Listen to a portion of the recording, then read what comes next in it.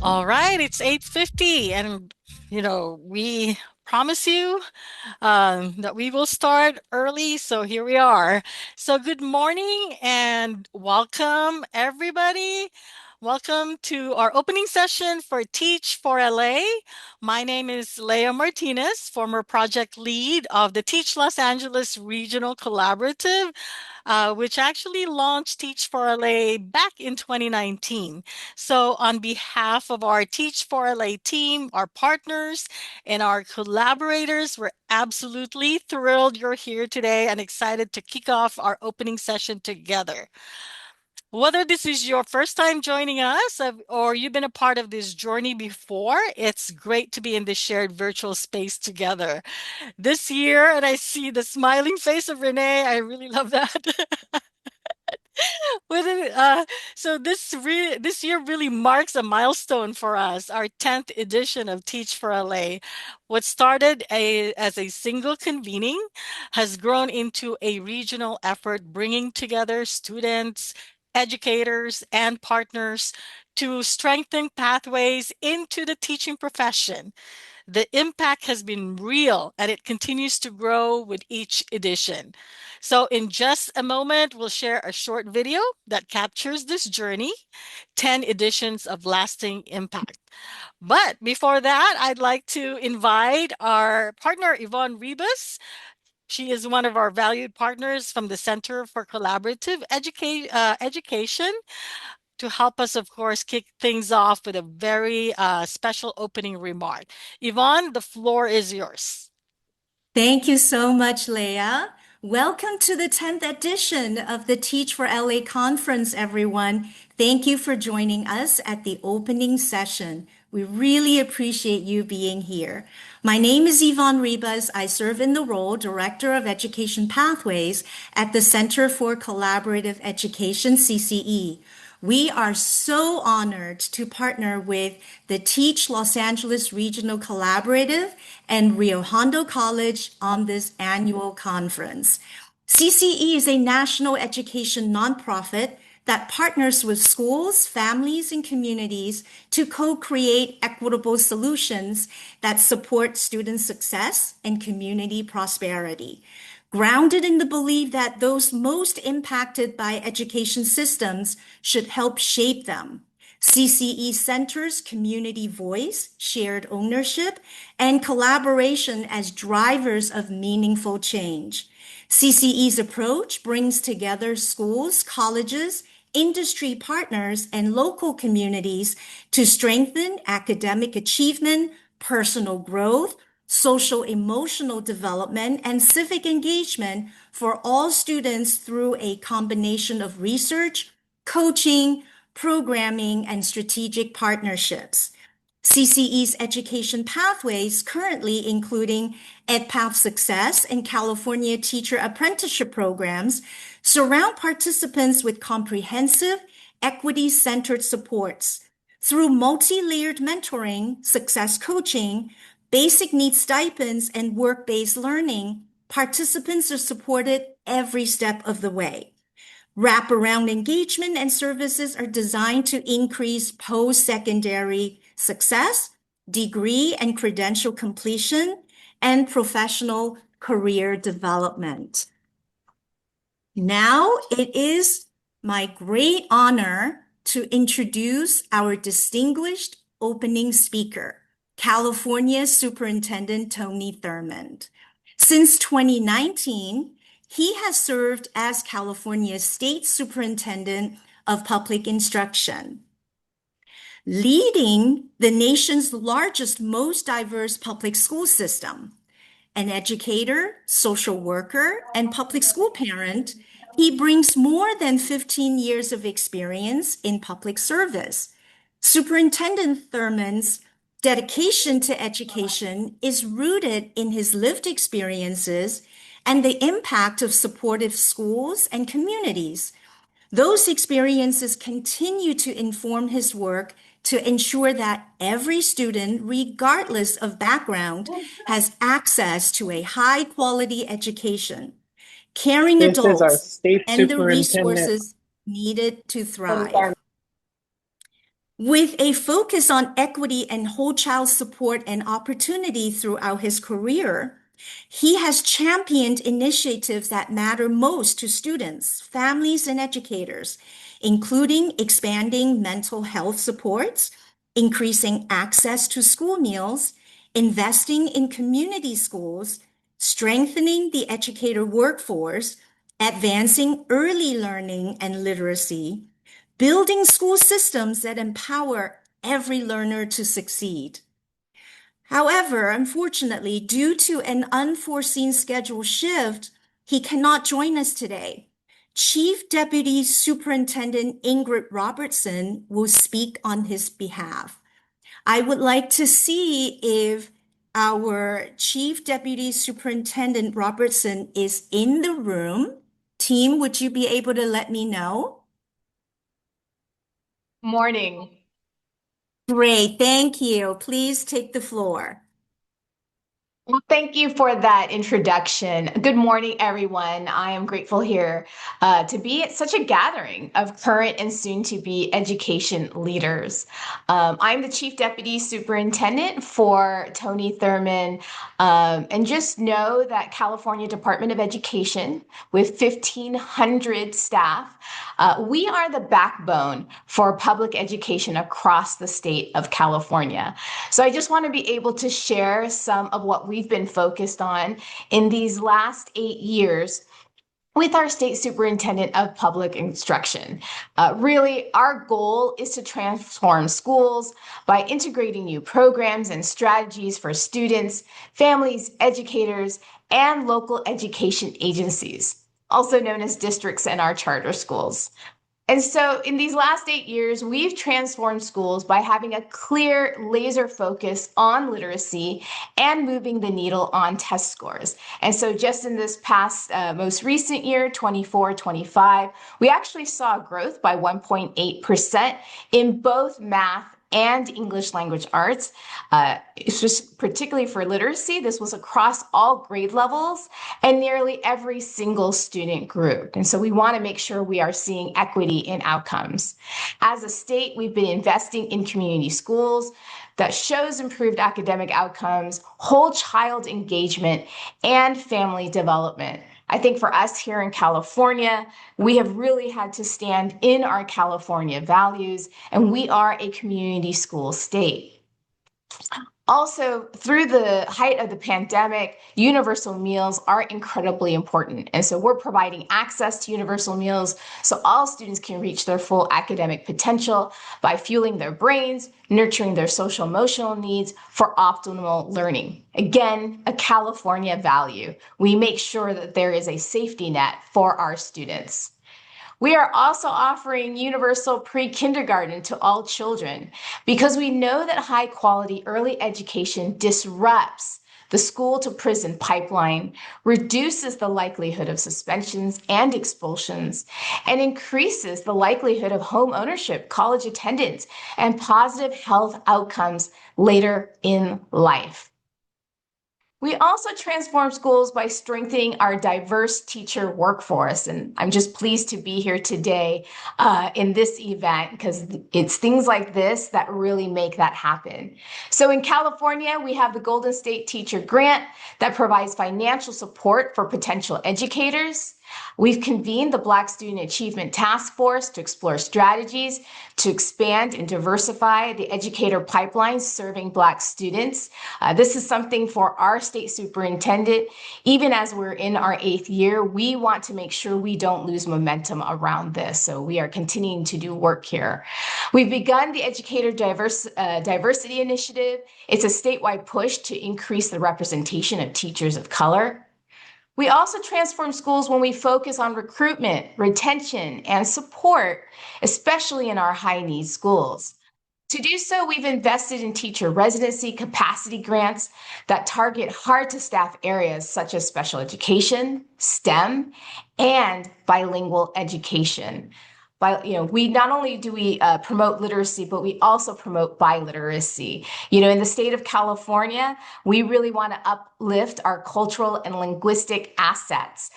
This is just something that we are rich in the state of California. We also provide the classified school employee teacher credentialing program that supports our paraeducators and classified staff who want to become teachers. And in fact, back in 1996, 97 school year, I began in education as a paraeducator in a special education preschool school.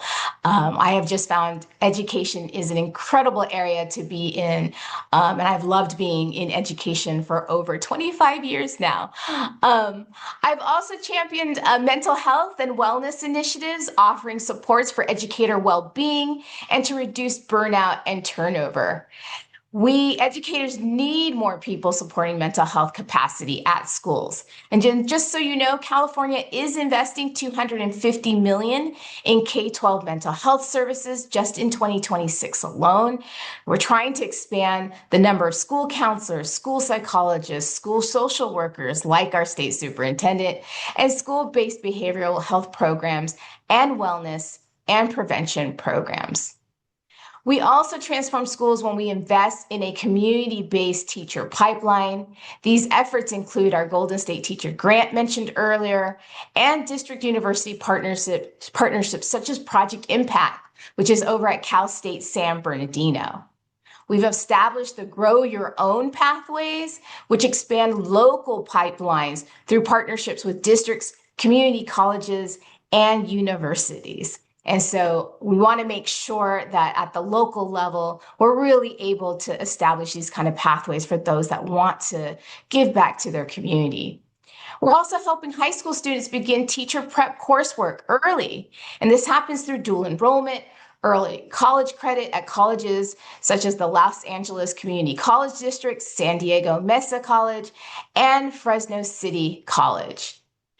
As I said before, community schools really center integrated support services, extended learning time, and collaborative leadership and practices for educators and administrators. Just so you know, we've actually spent $4.1 billion in the state of California for our California Community Schools Partnership Program. We don't want to forget about our successful expanded learning opportunities. That was another investment, over $4 billion. This was after school, summer programs, intercession, and this helps serve as an early workforce entry point for youth interested in education careers, such as LA's Best, which is a youth leadership and early workforce exposure program in Los Angeles. We also have Think Together, which is a statewide partner in education career exploration modules. And we have career technical education aligned, expanded learning, where districts are integrating STEM and STEAM, so let us bring in our arts, into after-school programming such as youth leadership, early workforce exposure for staff, working in these after-school programs. So we have much work to do to prepare our students to live, work, and thrive in our multicultural, multilingual, and highly connected world. And I want to express gratitude because we here can do this together. So I really appreciate the efforts to align systems, develop infrastructure, disseminate resources needed to grow teacher preparation programs, and to collaborate in recruiting and preparing a diverse education workforce. So I really want to thank you for everything that's happening here right now. And just a couple more things that I would really highlight, especially because this is sort of really focused on teachers, is right now in the last 12 months, so in November of 2025, the state board did approve the adoption of our math instructional materials. And by November of 2026, we will have an ELA/ELD follow-up adoption. And that is pretty incredible. It means that we are adding new materials in 2 core content areas, and that is no small thing to implement across the state of California. The other thing that I would really want to lift up, I know State Superintendent was unable to be here right now, but he has been an incredible champion for us here in California, particularly with what's happening at the federal level. I know as an immigrant from California, I came here when I was 2 years old, I have appreciated how he has stood up for our California values and have really lobbied and sponsored bills to make sure that we are protecting our families, our immigrant students, our undocumented documented students. There's a link that I will drop if I'm able to, that just would really show all of the federal responses that he has done over the last year. So I just wanted for you all to know that he's just an incredible leader, champion, and when need be, fighter for California and our California values. So I will stop there. I think we were going to have time for Q&A if there's any interest. Yeah, so I'll turn it back over. Thank you so much, Chief Deputy Superintendent Robertson. Yes, please feel free to drop links in the chat. Whatever resource you want to share with us would be great. And we do have like about 9, 10 minutes, right, Leah? So we can open up for That is questions. correct. Please feel free to unmute yourself. And we really appreciate you making time for this, Chief Deputy Superintendent. Really appreciate it. Well, while we give a little wait time for any questions, any burning questions that someone may have, what else I could really highlight, this is an incredible time, I think, for California. We're in a lot of transition. So right now, we're going through looking at our accountability system, our assessment systems. One of the things that I would highlight that I feel like doesn't get enough emphasis is science. And so the California Department of Education, actually in partnership with LACO, the Los Angeles County Office of Ed, just released Atlas. And these are performance tasks in the area of science aligned to NGSS. And they're really incredible teaching tools. It's really less as assessment of learning, sort of in that summative way, but assessment as learning. And it really centers phenomena. And so, that is a tool that I really would recommend as we want to make sure we have good, rigorous, and relevant science teaching going on in our classroom. So I'll make sure to also drop that link once I'm done. So I see a question from Nicole Reynolds. How can students get more involved in deciding what our schools look like or how they work?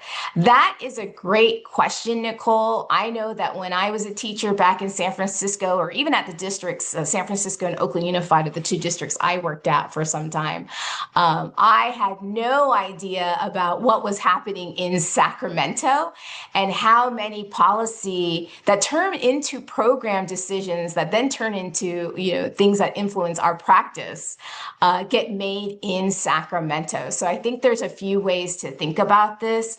I think it's really being able to, and if you're lucky enough to be involved sort of what's happening legislatively, and hopefully your school, your district, or your charter management organization has some awareness around that. There's a way to do public comment at state board meetings, also at legislative hearings. So right now, conversations real time are happening, for instance, on community schools.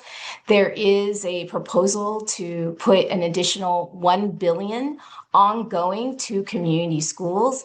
And so hearing from the voices of our teachers, soon to be teachers, is incredibly important. So the public comment process, I know that state board, state superintendent, legislators really do listen to that. So that's one way I think to get involved. And actually, I would really highly recommend right now, because I don't know how many people know, the legislative cycle, the budget happens in January, and then January through June, there is a lot of conversation that happens. And this is what allows for, Golden State Pathways program to be possible, for community schools to be possible. So that's something to be aware of. I'm going to go to Michelle Bonilla because she has her hand up, and then I'll look at the other questions in the chat. Hello, good morning. Thank you so much. I had a question mostly about, oh, here I am, about since California is a state built by immigrant labor, and we have so many languages and so many immigrant communities that move here and settle here. It is obviously by now we know that English is not the only language spoken in California, not even the predominant language spoken in California. So, what are we doing as a state level? Are there conversations about almost changing the structure of education to make it more inclusive for educators who not speak only English but other languages, or speak other languages first and want to learn English? I think that California specifically should be more integrated to their immigrant communities. Thank you for that question, Michelle. And again, definitely as someone who's an immigrant herself, agreed. One of the things that we've really been pushing forward is not only literacy, it's also biliteracy, right? And that's just something I think there's great organizations in addition to CDE partners like at California's Together. We are doing a real push, and I believe we are just coming to the end of our dual language immersion grant. State superintendent has been a big champion for that in expanding dual language immersion programs, which is a benefit to our students to learn another language. It really brings in community assets. So, for example, I was in Central Valley at a district that has a Portuguese dual language immersion program, which is absolutely incredible. And actually, it focuses on Portuguese from the islands as compared to the mainland. And so these are all of those nuances and distinctions that we need to know and celebrate. And, I was able to see how the parents and community get involved in that dual language immersion program. And so that's one vehicle that we really promote is for districts to create those kind of programs. And we know there's a demand for that. There's a district actually in Southern California that has 7 dual language immersion programs: Japanese, Korean, Armenian. It is one of the only Armenian dual language immersion programs. So I think that's one vehicle. And then that also allows for us to really, I think, capitalize on those language assets for those teachers that are native speakers in these language or just incredibly well educated to bring to our students. So that's been one real strategy for us, while I think we're also working at the legislative level to see what's possible around that. So thank you for that question. That's one that's like really near and dear to my heart. All right, I'm going to go to the chat because a little wait time. What a difference that makes. We got a few questions there. So Leah Martinez, I see. What role do community colleges play in strengthening California's educator pipeline? They play an incredible role. Actually, this is something that I am more and more championing. My own son actually started off at the California Community College and then transferred over into the UC system. And I just sing the California Community College praises. He was actually at Las Positas in the Bay Area. There are 116 community colleges, and what we are, I think, really beginning to more appreciate is how, in a local control state, how the community colleges really are situated across the state of California in comparison to the CSU system with, over 20 campuses and the UC system with 9. And so it is such a great entry point from a cost perspective. And we are hearing this from prospective educators. That really makes a difference. And so we actually, in our college and career transitions division, we're actually doing more work with Chancellor Sonia Christensen to this very effect. Again, I think there's just more and more understanding, especially when you're looking at, while you may get tuition covered, that the cost of living can at many times be higher than the tuition of a university. And so this is something that we are more promoting, again, because they really are across the state of California, especially when I'm hearing from Northern California in particular, or our frontier districts, right? Or if you're in Imperial, just the ability to access. So they play an incredible role, and especially around cost.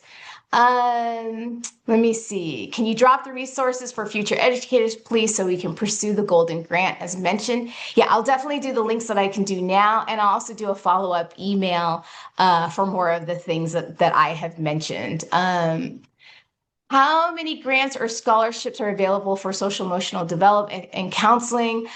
Those are done at the LEA level, and so I would need to take a look at what districts and charters have gone for those particular grants. A lot of the times, we actually do things to the district and to the charter school so that they're able to implement these programs across their district, because ultimately these happen through their own HR systems. I think we only have one grant that I know of that we actually directly do to the teachers, and that's when you get further in your career, which is the National Board Certification, which is an incredible program in becoming a master teacher there. Let me see, and I think that's all of the questions, and I might be right on time at 9:15. Thank you so much. This is wonderful. And the Q&A segment has really brought it all come alive, right? And hearing the voice of our participants as well. So thank you so much. And we will be in touch with you by email. Well, thank you for the invitation. Much appreciated. I'll stay on for a second just so I can drop those links. Thank you. All right. Thank you so much for those inspiring opening remarks. And thank you for helping us open this space with such purpose and intention. All right. So, to build on that momentum, we'd like to share with you a short video that captures the journey of Teach for LA, 10 editions of lasting impact. Now, let's take a look.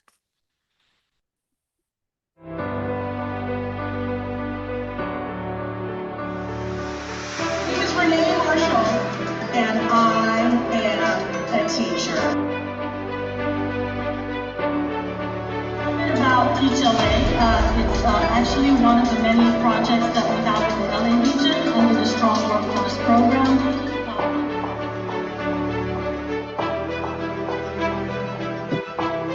Students, they don't care what you know until they know how much you care.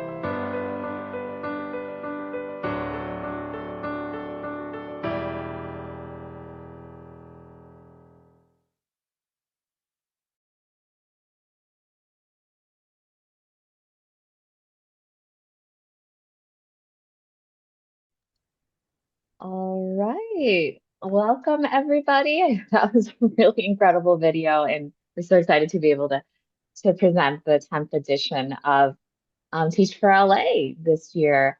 So my name is Yvonne Tran, Program Manager at the Center for Collaborative Education, and I have the honor of introducing our featured speaker today, Mr. Rene Romero. So Mr. Romero has been in the classroom for over 22 years and currently teaches IB language and literature at South Hills High School in the Covina Valley Unified School District. Mr. Romero uses his own background as a first-generation student and English learner from East Los Angeles to make sure that his classroom is an inclusive and supportive environment. He works to ensure that every child feels supported to take on new challenges, develop their voice, and thrive. Please help me in giving a warm welcome to the 2026 California Teacher of the Year, Mr. Rene Romero. Hi, everyone. Good morning. Thank you, Yvonne, for the wonderful introduction. I'd also like to thank Teach LA for reaching out and inviting me to come and speak to you today. This is the first time that I give a keynote, so I am a little bit nervous. But like Yvonne mentioned, I am Rene Romero, and I am the 2026 California Teacher of the Year. I teach at South Hills High School. South Hills High School is in the Covina Valley Unified School District. It's in the San Gabriel Valley, about 20-ish miles east of Los Angeles. As far as like different classes I've taught a little bit of everything in the English department, from study skills and intervention classes to speech and public speaking classes to honors and advanced placement classes. But I've recently found my home teaching in our school's IB program. For those of you not familiar with IB, it's a 2-year program where students can take IB classes junior and senior year, and then at the end of senior year, they take their exam, and depending on their score and what school they go to, they can earn college credit. So it's similar to AP in that aspect. When Teach for LA asked or invited me to speak to you today, I was like, sure, yeah, I'd love to, but what do I talk about? And they said, just, your story, your journey, what it means to be California Teacher of the Year, just whatever you'd like. So I really hope it doesn't come off as this like sappy motivational speech, but I also don't want to bore you by talking about pass rates and test scores and data and stuff, right? Instead, I want you to see the classroom as a sort of threshold, right? A threshold more in like the literal sense of like the threshold being more than just like the bottom part of a doorway. Instead, I would like for all of you to think about the threshold as this like charged, volatile, vulnerable, charged space of like what is and what could be, right? But in order to do this, though, I'm gonna ask you to just, pause and maybe think about a teacher that really stands out from your past, a teacher that maybe profoundly shaped your trajectory because they built you up and made you feel invincible, or maybe even completely broke you down. Because those kind of interactions do really kind of stay with a student for a really, really long time, right? And it happens early. It happens from the very first day of school and the very first day of kindergarten. Within days, walking into your kindergarten classroom as a 5-year-old, adults begin categorizing students, and it's based on entirely limited data. A teacher's initial judgment can permanently rewrite a student's sense of what they can actually do. I have 3 kids, and all 3 of my kids are totally, completely different from one another, right?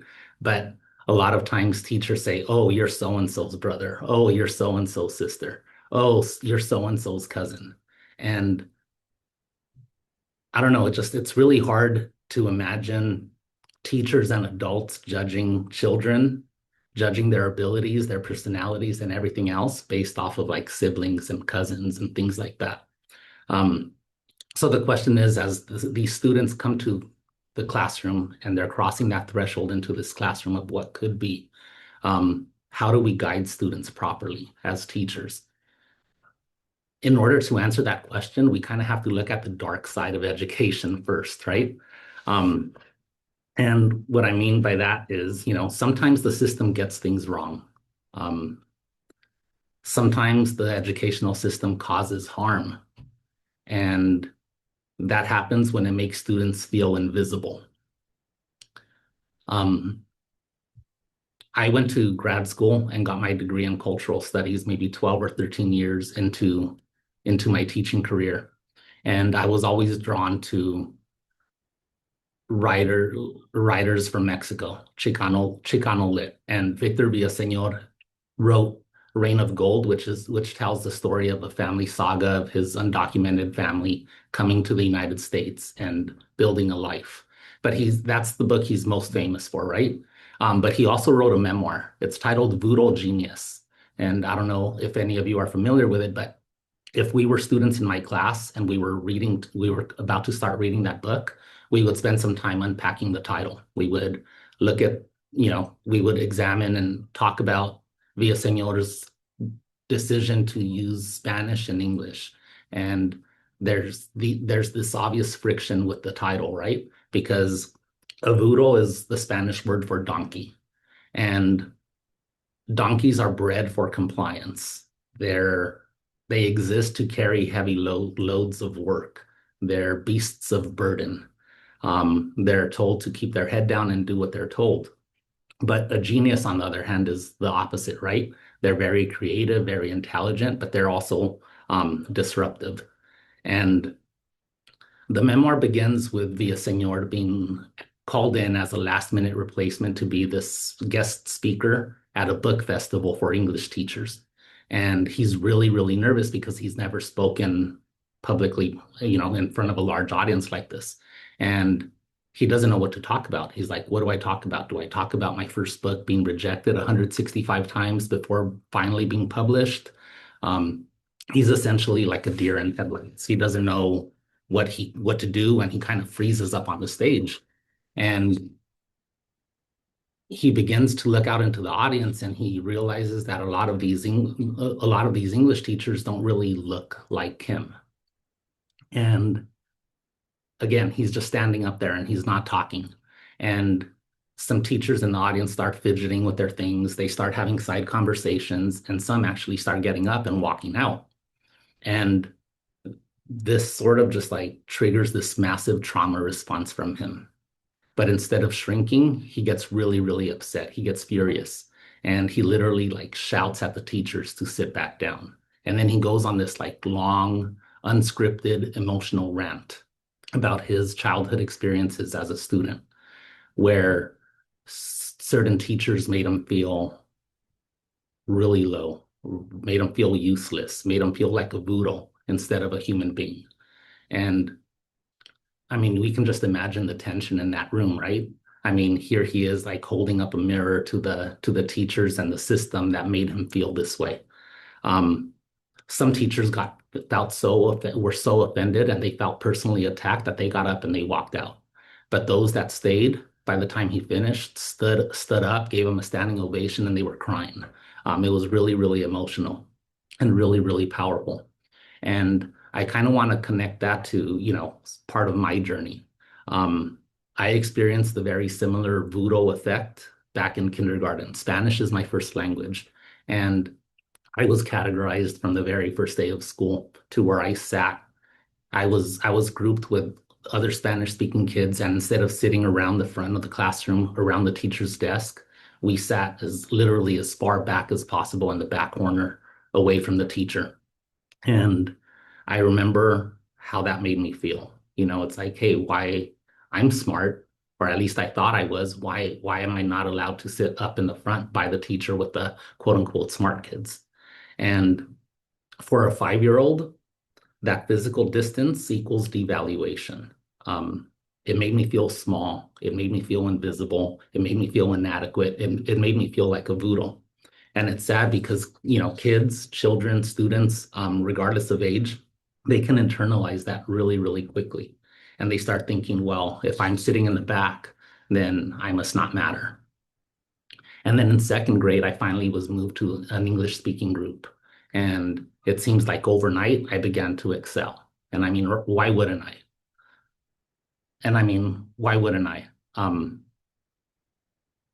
Because simply I was given attention, so I really started to excel.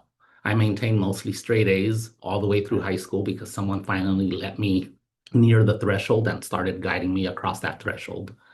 Um, so fast forward to junior year of college, and I'm taking this class on British literature. And I really, really respected and admired my professor. I mean, she was brilliant. She challenged us. She made us ask questions and really, just created the space of it's okay to not know. You can ask questions and it's okay to, not know the answer. Anyway, this was back when Cal Poly Pomona was on the quarter system. So instead of like an 18-week semester, it was broken down into like 9 weeks. So everything moved at a really, really fast pace. And we had two assignments the entire quarter. We had the final, which was a final paper, and we had a midterm. And for our midterm, it was essentially this very informal, no longer than 2 pages proposal for what we would write about for our final paper. Essentially saying, what's something that connects to this class that's worthy of a final paper or an examination. So because I liked my professor so much and I really wanted to impress her, I told myself I'm going to write the best proposal in the class. So I was really, really excited sitting up in the front of the class the day she was passing back our proposals. And then she gets to my desk and very firmly she says, "You outside now." So I get up and I feel my face getting really, really red. I'm nervous. I'm scared. She sounded really upset. So I go outside and meet her in the hallway, and she says, "You didn't write this." And I couldn't believe it. All that could come out of my mouth was, "What?" And she says, "You didn't write this. Tell me where you got this." And I said, "I wrote it. It's my work." And she says, "The only reason you are not expelled is because I don't have the proof. I don't have the source. Go back inside." I was confused. I had like no clue where this came from. I tried to talk to her after class, but she was having none of it. She called me a liar. She saw me as incapable. She saw me as a cheater. She saw me as a boodle. And like rigor requires evidence. And this professor had zero evidence. Nothing. Her whole argument was basically just explicit bias, right? She just assumed I cheated. And it's like a rigged trial, right? It's like guilty before proven innocent or until proven innocent. And it seemed that like the only evidence she has or she had against me was like my own excellence. And so then I was stuck. It's like, well, how am I supposed to go and write this final paper and get a good grade without being accused of plagiarizing? Do I write an even better paper to show that my proposal wasn't a fluke, that I am a good writer? Or would she just accuse me again? Do I dumb down my final paper? But then wouldn't that look suspicious if my proposal was better than my final paper? And it seemed that the reward for exceeding expectations is suspicion. So how does that not fundamentally break a learner's spirit? But it did. It broke me. When a teacher refuses to see you as a willful learner, you just learn to hide. And this accusation completely destroyed my drive. So I turned in my paper. I did all my reading, all my writings, turned in all my papers, but I was no longer invested in impressing her or any of my other professors. I half-heartedly went through college doing mediocre work. Keep your head down, don't be seen, don't be heard, don't make waves.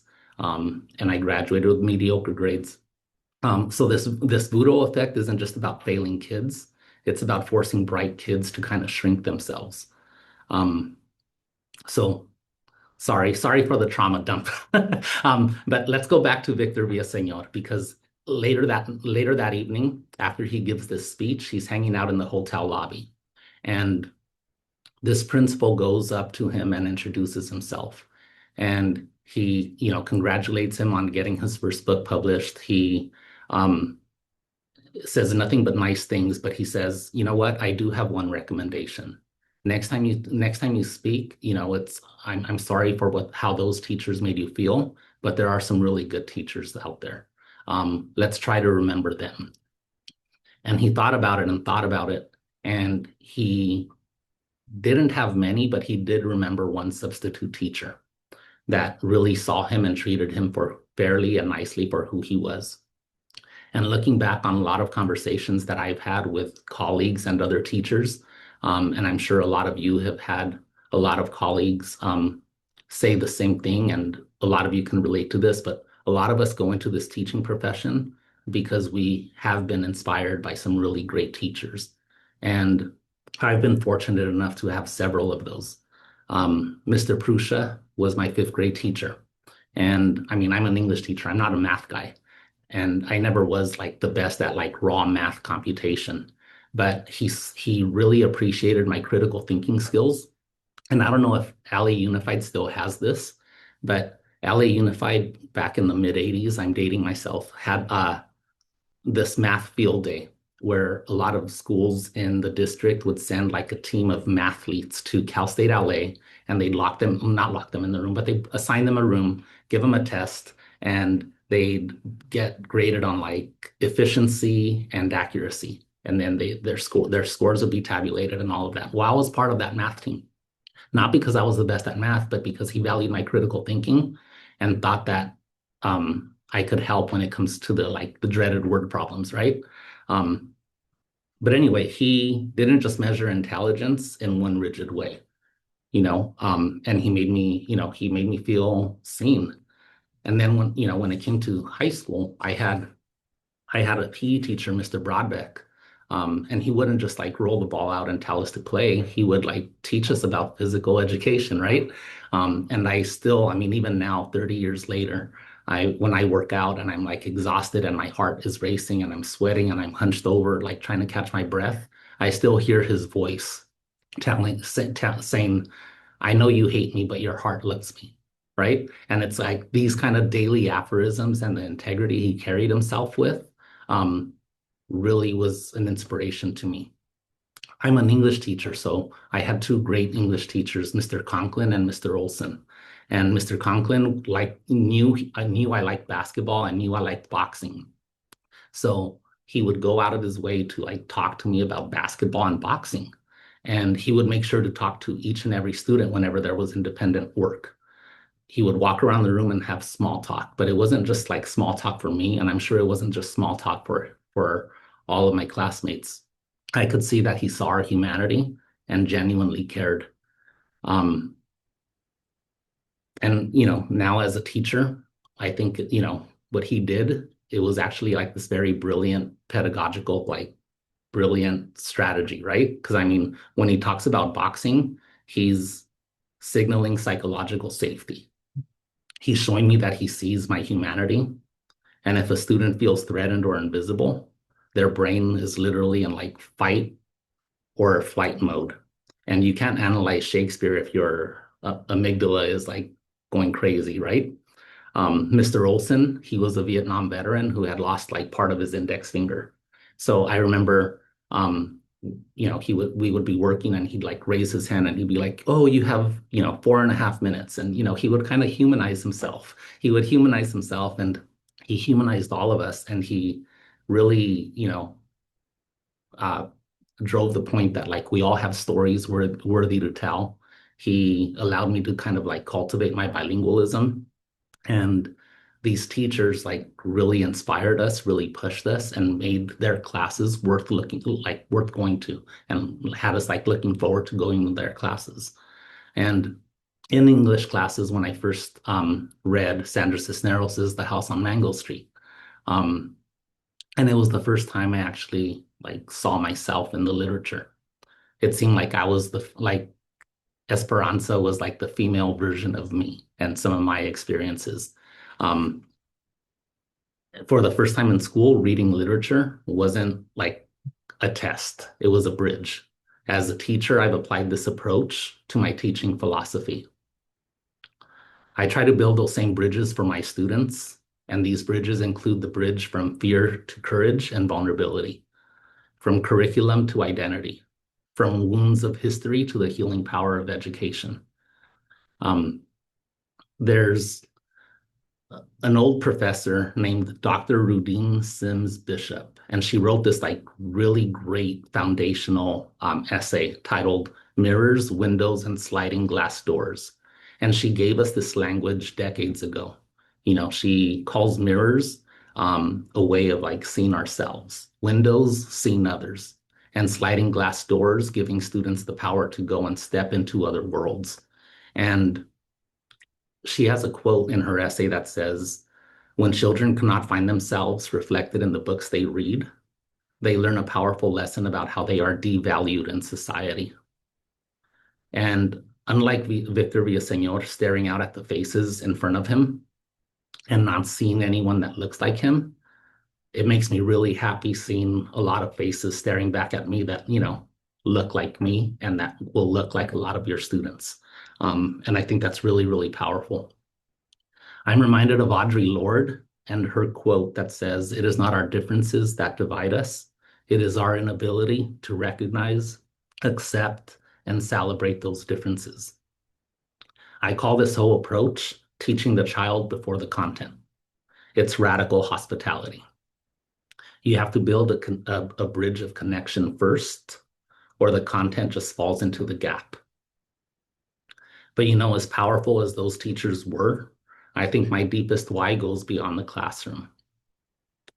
Looking back, I can confidently say that like my parents played a huge role in my decision to become a teacher. My mother, she was an avid reader, and she would leave books laying around.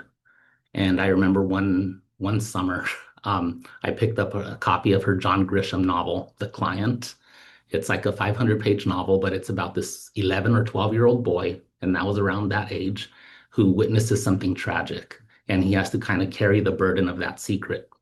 And I was so invested in the story. I was so invested in the novel that I read that book cover to cover in like 2 days. That's how I spent like 2 days of my summer vacation. But that my love of the power of storytelling only grew from there. But my dad, he dropped out of school after 8th grade. One of his teachers would pound on his desk and not allow him to speak English. He would call him a stupid wetback and that Mexicans don't belong in school or in the classroom. He didn't feel welcomed. He didn't feel able, and yet he's the hardest worker I know. For a majority of my childhood, he worked 2 jobs. He worked repairing broken wooden pallets at the Bonds Recycling Center. He did that for 40 years. His calloused hands are proof that a person's intelligence can't just solely be measured in the classroom. His story is a big part of why I teach. I teach to ensure that no student crosses the threshold of my classroom and feels small, silenced, or invisible. My dad's story reveals 3 truths that guide me. Truth number 1, education should heal, not hurt. My dad's experience taught me the power and influence that teachers have, and teachers have the power to build bridges or burn them. So, I ask all of you to choose to build. Truth number 2 is that potential hides in plain sight, like the students that shine when we give them choice and differentiated instruction. Truth number 3, dignity outlasts every door that closes. My father was told he didn't belong. So like I said, he worked 40 years repairing broken wooden pallets at the Bonds Recycling Center. But his dignity, no teacher could take that, and neither can any system take it from students sitting in front of you right now or in the future.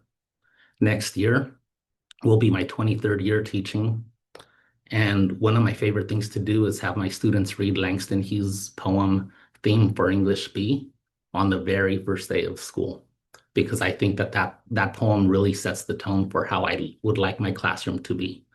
The poem starts with Hughes' professor giving the class a writing assignment. He says, "Go home and write a page tonight, and let that page come from you, and then it will be true." And Hughes wonders if it's that simple. So he goes home and he starts writing his paper with the basics. He says, "I am 22, I am this, I am that." And he starts listing his interests, but then as he continues writing his paper, he starts asking these deep kind of philosophical questions. And then he starts pointing out some of the things he notices and realizes. He lets his professor know that he is aware of the stereotypes the professor might have about him being the only Black student in class. Hughes points out that we are all connected, regardless of whether we want to be or not. And then near the end of the poem, he writes that as he learns from the professor will learn from him. And it's that last part that's really important. Humility goes a long way. And maybe it's because I teach seniors, but there are a lot of times where students point things out that I never thought of before, where they teach me things and I teach them things. And it builds this collaborative effort in learning. Just because I'm the teacher and in this position of power doesn't mean I have all the answers. And if I don't have the answers, we can try to find the answers together. It's a sense of community, right? Like I mentioned before, I believe in teaching the child before the content. In an era of like standardized tests and polarized debates about accessibility and appropriateness, I stand by the simple truth that education is the art of cultivating connections. Students will perform better when they can make connections to their teachers and to the curriculum. The students who translate for their parents deserve to have that skill honored when analyzing poetry. When we connect learning to our students' lived experiences, we don't just teach skills, we can help heal generational wounds. My students and I are reminded of this every morning when we walk up the ramp to my classroom, as the window has this decoration with a quote from Sandra Cisneros' The House on Mango Street. It's from the vignette Four Trees. It says, "Four who grew despite concrete, four who reach and do not forget to reach, four whose only reason is to be and be." So when I see students shrink from participation with the fear of being wrong or sounding dumb, I see my dad and I see his unfinished story.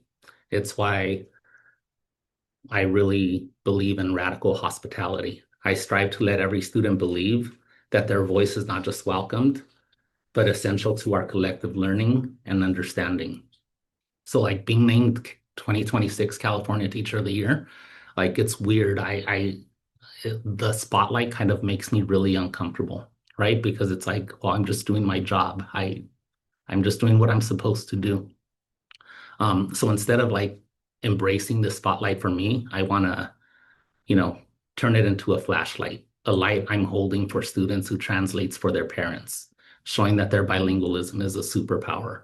I want to shine a light on my colleague who is nervous and about teaching something for the first time, wondering if they can get it right.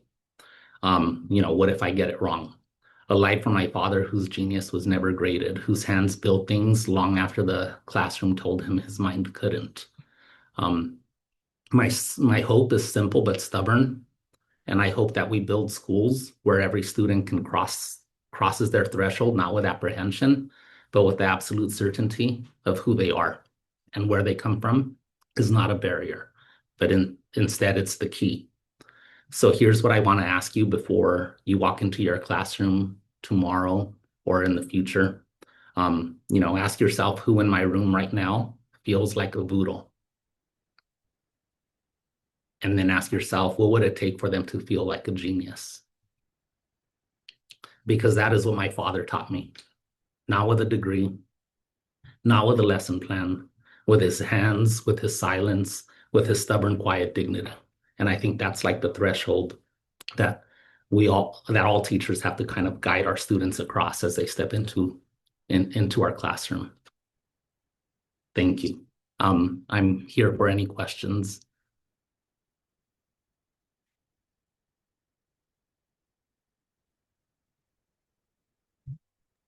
Wow, what an amazing story, Rene. Thank you so much. We've been reacting. I know some people have some questions for you, so we definitely want to open it up. Either you can feel free to put it in the chat or unmute. We'd love to hear it, and we'll give some wait time too. Sorry, I had like slides and stuff, but I didn't even use it. You didn't even need it. was beautiful. Thank you. This is awesome. I see some former students in the chat. Oh. Um, I'm sorry, I'm trying to look for scroll through the questions.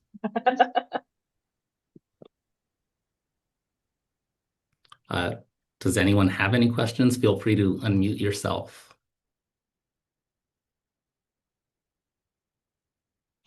May I start us off? I'm just curious, Rene, you kind of touched on this, but what's something you wish you would have told yourself your first year of teaching from the perspective of someone who now is a California Teacher of the Year? Um, it's funny you say that because last night, I guess I was on KTLA, like morning news yesterday or 2 days ago, and then they replayed it like yesterday evening. So then I got an email from my department chair from when I first got hired here. And she sent me an email and, she retired, close to 20 years ago. And it made me reflect back to like, being this naive 23, 24-year-old, stepping into the classroom as a new teacher. And it's, I mean, even now, 22 years in, and, with this recognition, I still worry about like having the perfect lesson plan, and I stress myself out over it. So whether you're a first year teacher or, in year 25, like you can go and you can plan and you can plan and you can plan. But what they say about plans and the whole of mice and men quote and stuff, but like you have to adapt. There's no such thing as like the perfect teacher. Every class is different, every student is different, and the way they react, you just have to be super flexible and just know that like there's always room for growth. There's no perfect lesson, so don't stress yourself out over it. The students can feed off of like your enthusiasm and your effort, and they can tell when you're kind of just like mailing it in and when you really, care.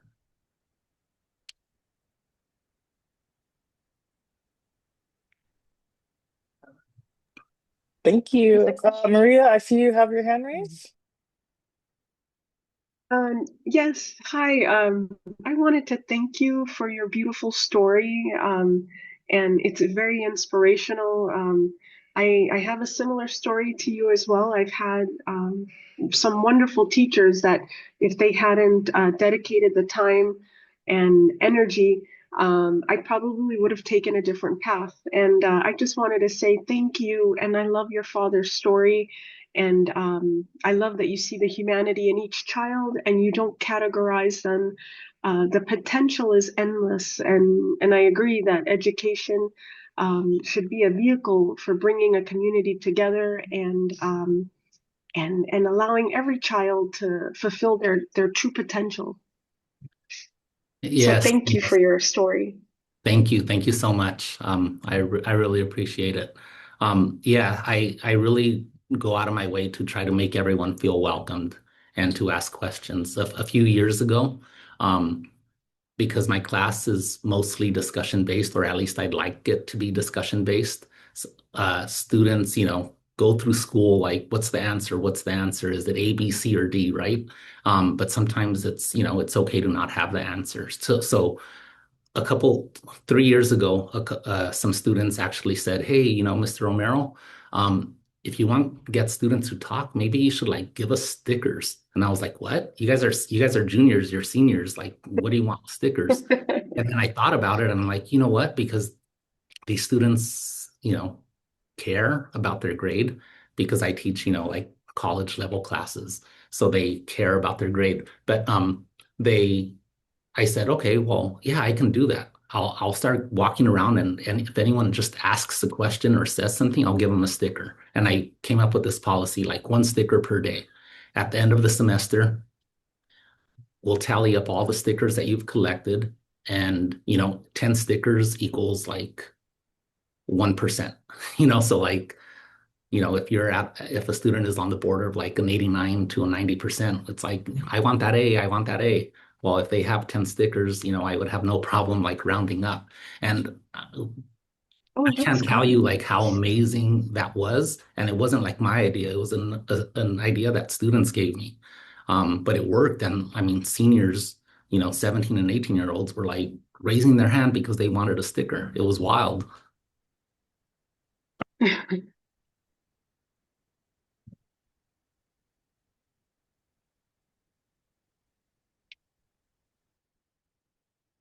Are We have there, about a minute, yeah, for one more question, perhaps.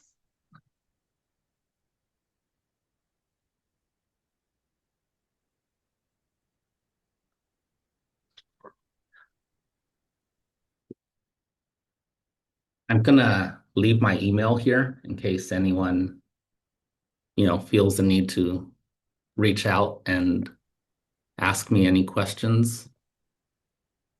Renee, since we have a lot of future teachers in this space, what advice would you give someone who is preparing to become a teacher? Um, I you have to love what you do. You have to care. And I know sometimes it can feel like you're alone, like in your own little island, but there are so many wonderful teachers out here that are more than willing and excited to help you. Um, and I guess that would be my thing. You have to care, but also don't be afraid to ask for help. Because, the teaching community, is a wonderful community, and we're all passionate about what we do. We want to, create the change, and everyone is, really has been really, really friendly and wants to help. So don't be afraid. Don't be afraid to ask for help.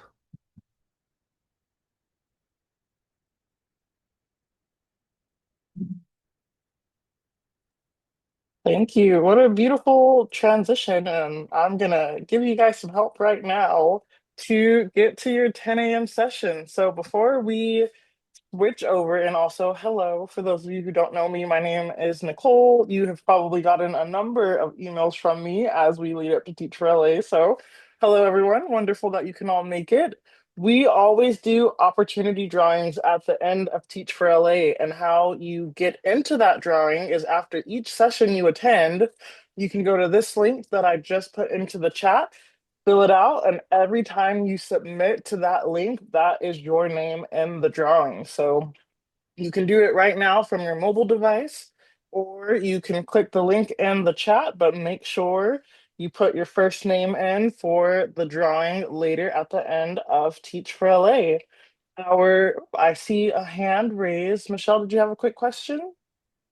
If possible, is that okay to do one last question?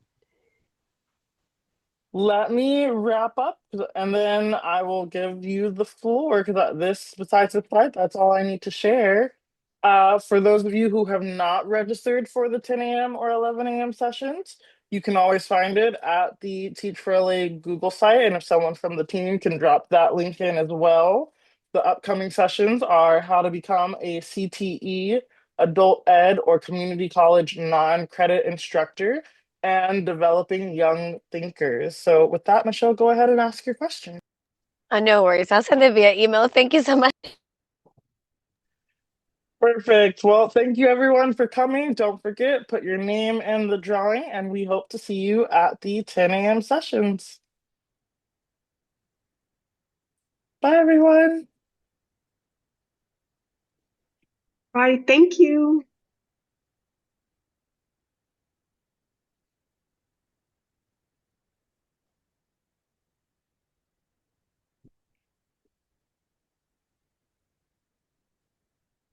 Bye, Mel.